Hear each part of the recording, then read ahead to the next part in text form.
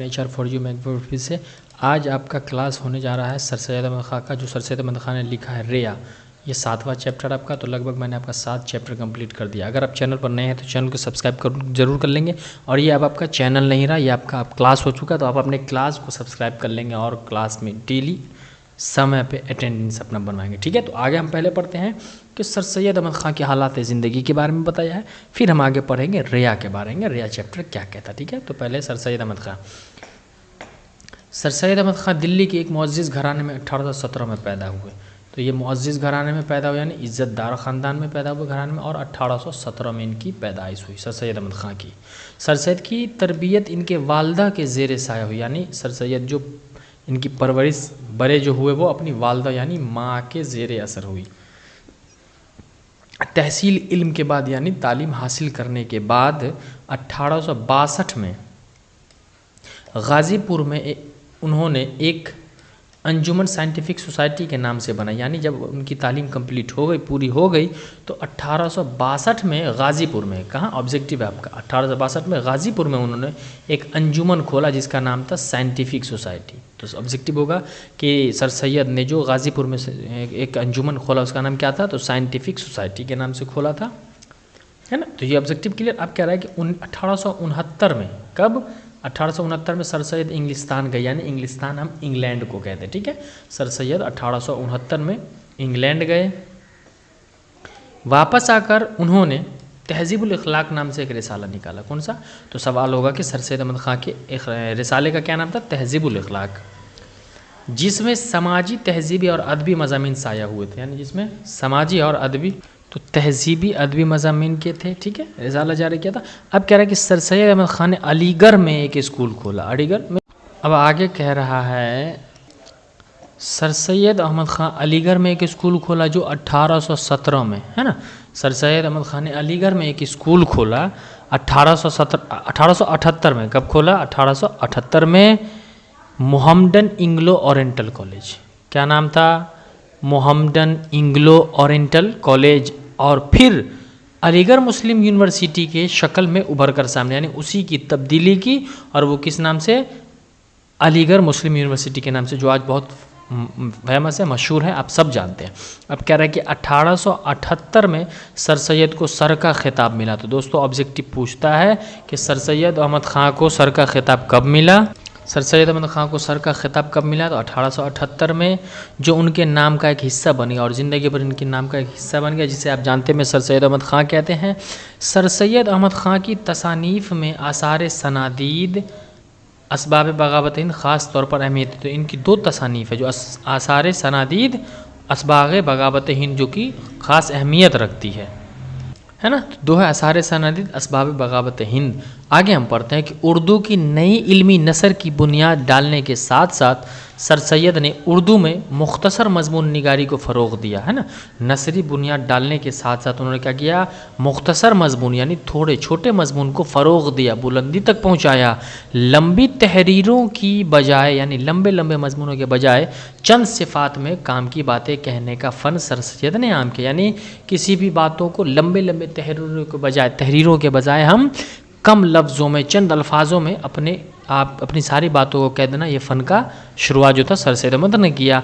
Sir Syed नसरी में वही वज़न, वक़ार और जो उनकी शख्सियत में था। सर सैयद अहमद खां का इंतकाल 1898 में अलीगढ़ मुस्लिम यूनिवर्सिटी में मदफून है। तो 1898 में इनकी वफ़ात हो गई और अलीगढ़ मुस्लिम यूनिवर्सिटी में ही। तो ये चैप्टर आपका शुरू होता है, सर सैयद अहमद खां ने लिखा है रेया। ठीक है, तो रेया के माने क्या होता है, देखिए रेया के माने क्या होता है, दिखावा, बनावटी। रिया का मतलब होता है जो चीज़ लोगों के पास न हो और वो उसको बढ़ा चढ़ा कर पेश करे, उसे हम रिया कहते हैं। रिया का मतलब झूठी शान। ठीक है, तो हम चैप्टर शुरू करते हैं कि दुनिया में ऐसे लोग बहुत हैं जिनका ज़ाहिरी कुछ और बातनी कुछ है ना, खाने को कुछ और दिखाने को कुछ है, वो हकीकत ऐसा दुनिया में होता है। बहुत सारे लोग हैं दुनियादार और रंद मशरब आदमी, जिस कदर के दरअसल वो बद हैं उससे ज़्यादा अपने तय व बद बताते हैं। यानी जो आदमी हैं कुछ और दिखाते कुछ हैं।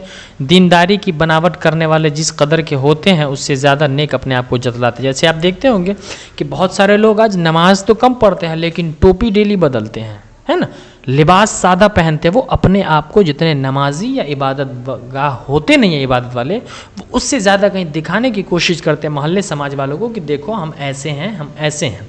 ठीक है, तो वह दीनदार की ज़रा ज़रा सी बातों से भी भागते हैं, हालांकि वो दीनदार है नहीं, और दीनदार की ज़रा ज़रा सी बातों से भी वो भागते हैं, और दिन रात इश्क अश्क तमाशा बीनी की और लचपने की बातों की जिनको दरअसल उन्होंने की भी नहीं, गप्पे उड़ाते, यानी कि वो एक्चुअल में वो तो है ही नहीं नेक, और वो जताते हैं, और दिन रात इश्क तमाशबीनी में लगे रहते हैं, और लचपने की बातों में जिनको दरअसल उन्हें की भी नहीं, गप्पे उड़ाते हैं।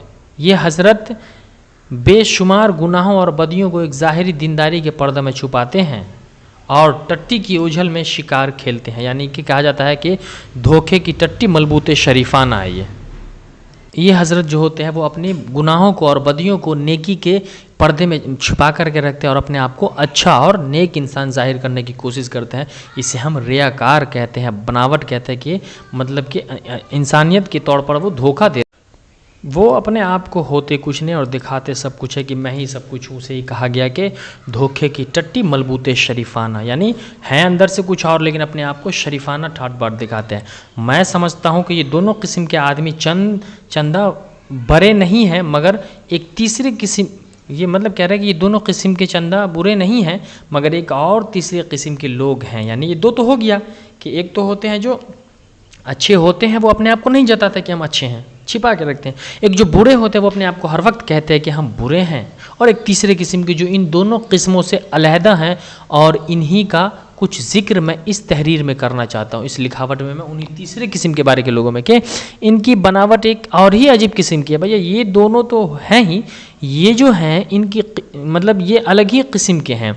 वो अपनी बनावट से दुनिया के लोगों को ही फरेब नहीं देते, बल्कि अक्सर खुद आप भी धोखा में पड़ते हैं। तो याद रखिएगा कि यदि आप किसी को धोखा देते हो तो हकीकत में आप उसे धोखा नहीं देते, अपने आप को धोखे में रख रहे हो। ये वैसे ही लोग होते हैं कि दूसरों को तो देते ही धोखा, अपने आप को भी धोखा देते हैं। वह बनावट खुद उनके दिल के हाल को छुपाता है। याद रखिएगा, अपने आप को हकीकत पेश करना चाहिए, जो है आप वो अपने आप को पेश करें लोगों के सामने। झूठी आन बान शान दिखाने से कोई फ़ायदा नहीं होता, क्योंकि एक दिन वो खुल जाता है और हम बर्बाद हो जाते हैं। जिस कदर के हकीकत वो नेक हैं, उससे ज़्यादा इनको नेकी जताते हैं। नेक होने से ज़्यादा लोगों को जताते हैं कि मैं नेक हूँ।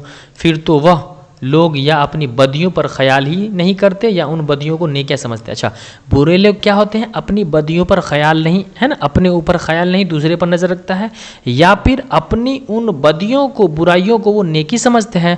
मुक़द्दस दाऊद ने नहायत ही दिलचस्प लफ्ज़ों में इस बुराई से पनाह मांगी है और इस तरह पर खुदा की मुनाजात की, यानी ऐसी बुराइयों से कहा गया हमें पनाह मांगनी चाहिए, बचना चाहिए, वरना हमारी ज़िंदगी उससे हमें पनाह मांगनी चाहिए, अल्लाह से तौबा करनी चाहिए कि अल्लाह हमें बचाए। क्योंकि सबसे बड़ी की रियाकारी बहुत बड़ी चीज़ है।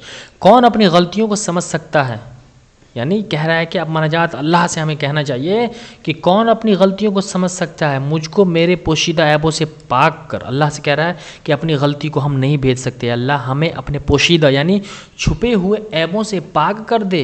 जो लोग अलानिया बदी करते हैं, अगर उनको बदियों और गुनाहों से बचाने के लिए नसीहत की ज़रूरत है, तो वो लोग जो दर हकीकत मौत की राह चलते हैं और अपने तय नेकी और ज़िंदगी के रास्ता पर समझते हैं, किस कदर रहम के लायक हैं और कितनी नसीहत मोहताज में पश के चंद बयान करना चाहते हैं। यानी कि जो लोग कह रहे हैं कि अलानिया बदी करते हैं, अगर बदियों को वो नेकी समझ लेते हैं और अपने उन बदियों को, गुनाहों से बचाने के लिए नसीहत ज़रूरत है, वो लोग जो दर हकीकत मौत की राह पर चलते हैं, यानी जो अल्लाह से कह रहा है कि अल्लाह हमें उन बुराइयों से बचा ले जो मैं देख भी नहीं सकता, अनजाने में मैं कर रहा हूँ, उन सब चीज़ों के बारे में कह रही है। आगे हम पढ़ते हैं कि जिनसे वह बदियाँ जो दिल के कोनों में छुपी होती है। दोस्तों, मेरे प्यारे बच्चों, कुछ बदियाँ, बुराइयाँ जो होती है वो हमारे दिल के कोनों में छुपी हुई होती है, जिसे हमें खुद ढूंढना चाहिए, और जिनके छुपे रहने से इंसान अपने दिल का सच्चा हाल आप नहीं मालूम कर सकता, मालूम हो सके। यानी कुछ ऐसी बुराइयाँ हैं जो हमारे मन में होती है, हमारे दिल में होती है, और इससे हम अपना हाल नहीं जान सकते। इसीलिए कहा जाता है कि दूसरों की ओर देखने से पहले अपनी ज़िंदगी को टटोलें, क्योंकि अपनी ज़िंदगी खुश होगी ना तो दूसरे की हमें चिंता ही नहीं कर। ज़िंदगी में हमेशा अपने ऊपर ध्यान दें। और कह रहा है कि आम कायदा तो इसीलिए है कि हम खुद अपने आप को उन मजहबी असूलों जो हमारी हिदायत के लिए मुक़द्दस किताबुल्लाह में लिखे हैं जांचें, और अपनी ज़िंदगी के पास शख्स की ज़िंदगी मुकाबला, या फिर ये फरमाए, यानी कि हम अपनी ज़िंदगी को जांचें, परखें, और हम अपनी ज़िंदगी में है ना, हमें मुकाबला करे जिसमें ये फरमा, ठीक है, इसमें फरमाया गया किताबुल्लाह यानी हमारे पाक कुरान शरीफ में फरमाया गया है और कहा गया, अरबी का एक लफ्ज़ है यहाँ पर कहा गया, यहाँ पे आगे नहीं दिख रहा मिट रहा है, मैं आपको बता रहा हूँ, कह रहा है इन्ना बिश्रु मिसलुकुम यौही इला इन्नमा इल हुकुम इला वाहिदा, कह रहा है कि रसूल सल्लल्लाहु अलैहि वसल्लम ने फरमाया कि बेलाशक मैं तुम्हारी तरह इंसान हूँ, यानी हमारे नबी ने कहा कि बेलाशक बिना शक के मैं तुम्हारी तरह इंसान हूँ, बस मेरे पास वही आती है और तुम्हारे पास नहीं आती है, और बेशक तुम्हारा माबूद एक है और जो उसकी दर्जा कमाल तक पहुँचा जहाँ तक इंसान का पहुँचना मुमकिन है, और जिसकी ज़िंदगी हमारी ज़िंदगी के लिए नमूना है, यानी कह रहा है कि हमारे नबी ने जो ज़िंदगी गुजारी है, हमारे नबी हुजूर सल्लल्लाहु अलैहि वसल्लम ने जो ज़िंदगी गुजारी है, वैसे हम अपनी ज़िंदगी गुजारनी चाहिए। हमें अपनी ज़िंदगी को अपने हिसाब से देखनी चाहिए, हम अपनी ज़िंदगी को अपने आप में ढूंढे, दूसरों में नहीं ढूंढे। यही कहा जा रहा है इसमें कि अक्लमंद लोग जो होते हैं वो अपने ऐबों को ढूंढते हैं, बेवकूफ़ लोग जो होते हैं वो दूसरों को ऐबों को ढूंढते हैं। अक्लमंद अपनी तारीफ़ कभी नहीं करते, अक्लमंद आदमी और अच्छे आदमी हमेशा दूसरों की तारीफ़ करते हैं, बेवकूफ़ आदमी सिर्फ अपनी तारीफ़ करते हैं और अपनी बातें ही किया करते हैं। यही एक पहचान होती है। इसमें यही कहा गया कि हमें रियाकारी से, रिया का मतलब होता है कि बिना बनावटी चीज़ों से, मेकअप से जो कहा जाता है उससे हमसे दूर रहना चाहिए। और आखिर में कहा गया है कि ऐ खुदा मुझको जांच, मेरे दिल की तह को ढूंढ, मेरे ख्यालों को देख, मुझको बखूबी परख कि मुझ में किस बुराई की ने राह की है और मुझको ऐसी राह पर ले चल जो हमेशा कायम रहे। यानी अल्लाह से कह रहा है कि हमारी बुराइयों से, हमें बुराइयों से बचा और हमें नेक राह पर चला, इन रियाकारियों से, बदकारियों से हमें बचा ले, ताकि मैं न कि लोगों अच्छा तो बनूं लेकिन लोगों को दिखाने वाला ना बनूं, अपनी ज़िंदगी को अपने ढंग से जीऊँ और अच्छे से जीऊँ। तो ये आपका रियाकार था। रिया का मतलब एक सवाल है, आगे मैं आप सवाल क्लियर कर देता हूँ कि सर सैयद अहमद ख़ान का और रियाकार का क्या ऑब्जेक्टिव मैं आपको अगले इसमें क्लियर कर रहा हूँ। ठीक है, तो आप ध्यान से देखें। अब यहाँ आपका ऑब्जेक्टिव क्लियर हो जाएगा। अदब की पहचान जो सर सैयद अहमद ने लिखा है, सॉरी सर सैयद अहमद खान ने जो रिया लिखा है, ठीक है, रिया, तो रिया का मैं पूरा ऑब्जेक्टिव क्लियर कर दूँ। पहला क्या पूछ रहा है यहाँ पे, सर सैयद की पैदाइश कब हुई? तो जैसा कि मैंने आपको पढ़ाया कि सर सैयद अहमद खान की पैदाइश 1817 में हुई। कब हुई? 1817 में। सर सैयद की वालदा का क्या नाम था, यानी सर सैयद की वालदा का नाम क्या था? अजीज़ुन्निसा। तो सर सैयद की वालदा का क्या नाम था? अजीज़ुन्निसा बेगम था। ठीक है। सर सैयद की वफ़ात कब हुई? तो ये मैं आपको पढ़ा चुका हूँ कि 1898 में इनकी वफ़ात, इनका इंतकाल हुआ और ये अलीगढ़ यूनिवर्सिटी में ही मदफून है। मदफून यानी दफनाए गए हैं। अगला सर सैयद का कौन सा मजमून आपके निसाब में शामिल है? तो सर सैयद का मजमून जो है वो रिया हमारे निसाब में शामिल है। तो ये 4 सवाल जो था वो आपका चारों ऑब्जेक्टिव कंप्लीट हो चुका है। ये चारों आपका ऑब्जेक्टिव कंप्लीट हो चुका। अब आपका क्या है, यहाँ पर सर सैयद की ज़िंदगी के बारे में 5 जुमला लिखे, तो ये 2 नंबर का होता है। तो सर सैयद अहमद ख़ान की पैदाइश कब हुई, इनके वालदा का क्या नाम था, ये कब क्या हुआ? 1962 में गाज़ीपुर साइंटिफिक सोसाइटी के नाम से बनाई, फिर 1869 में इंग्लिस्तान चले गए, वापस आकर उन्होंने तहज़ीबुल अख़लाक़ के निकाल। इस प्रकार से आप सर सैयद अहमद ख़ान की ज़िंदगी के बारे में लिख लोगे। फिर कह रहा है दर्ज अल्फाजों को जुमला में इस तरह इस्तेमाल कर ले कि जिन ज़ाहिर हो जाए। ठीक है, तो जिन ज़ाहिर हो जाए, क्या मोती मुअन्नस हो गया आपका। ठीक है, मोती जो है वो चमकीला होता है, मुज़क्कर हो गया। किताब, तो इस तरीके से आप वक्त, नाम, ये अभी आपको पूछेगा ना, इस सबको मैं इकट्ठे नोट करके मैं आपको अगले क्लास में, यानी इकट्ठा जितना वाहिद जमा अल्फाज माने है ना और जीन्स है वो मैं आपको बताऊंगा। ये यहाँ नहीं बताऊंगा, मैं इसका अलग से एक क्लास दूंगा। तो आपका पूरा चैप्टर 7 जो है रिया जो है आपका वो कंप्लीट हो चुका है। ठीक है, इसका पूरा ऑब्जेक्टिव हो चुका है।